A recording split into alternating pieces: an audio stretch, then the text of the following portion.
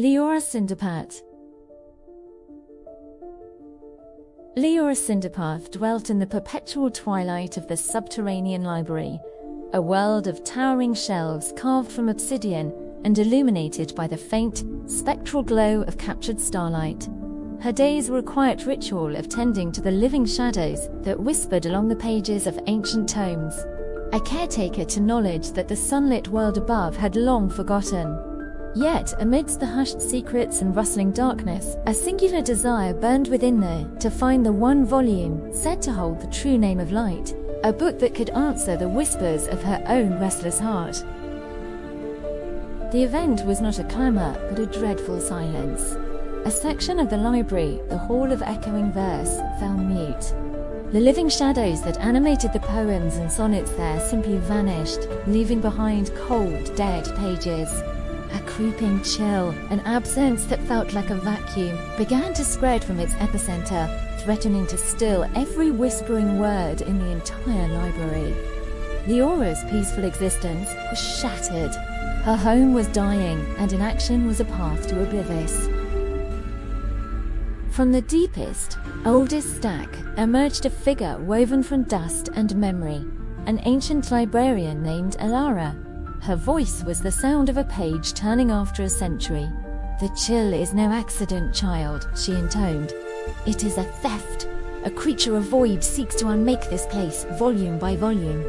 You must journey to the heart of the silence, the obsidian atrium, and rekindle the prime candle.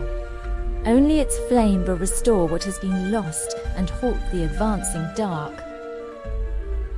Her path was blocked by the chasm of lost narratives, a great rift where stories fell to forgotten. The only way across was a bridge formed from coherent tales, but the shadows that built it were confused and weak. Liora had to gather them, soothe them with a story of her own making, a tale of hope and remembrance. As she spoke, the bridge solidified, but from the chasm below a cold sigh of despair rose. A stark reminder that failure meant being swallowed by oblivion, her story forever unfinished. Upon reaching the atrium's antechamber, she found a fellow keeper, a man named Theron, who claimed to be a survivor of the initial attack. He offered to guide her, but his directions led her into a chamber of perfect, lightless nothing, a trap. From the void, his voice echoed. "The silence offered thee power. A story where I am the sole author. Forgive thee." The betrayal was a colder shock than the encroaching dark. Her trust was the key that had locked the inn. Alone in the consuming dark, Liora despaired.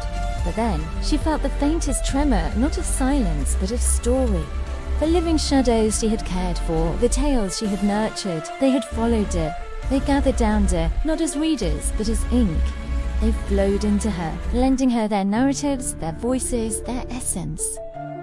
She was no longer just a keeper, she was a vessel of living history, her own heart now beating with the rhythm of 1,000 forgotten tales. In the vast atrium, she faced the antagonist, not a monster, but a pulsating core of absence, with Theron's pleading form trapped at its center. It fed on his ambition and regret. "This place is a monument to futility," it whispered without sound. Liora, alight with the stories inside her, didn't attack the void but filled it. She spoke of love found and lost, of heroes and fools, of endless summers and deepest winters. She poured the library's soul into the emptiness, and the void, unable to bear the weight of such vibrant reality, began to shrink and shatter. The void was gone. Theron lay free, weeping for his folly, the false power gone from him. The prime candle flickered alight once more, and a wave of warmth and whispered words radiated outward, restoring the stolen shadows to their books. But the cost was visible. Some of the narratives that had filled Liora had been spent in the confrontation, their stories forever imprinted on the void, leaving gaps in the library's memory that could never be fully mended. Liora returned to her routine among the shelves, but she was profoundly altered. The library was saved, yet quieter, bearing the scars of their ordeal. She moved with a new gravity, her touch able to calm the most frantic shadow with a mere thought. The central desire for a singular answer was gone, replaced by a deeper understanding. She was not just the keeper of the stories, but a part of them. Her own life was now the most compelling volume in the collection, a story of darkness confronted and light chosen.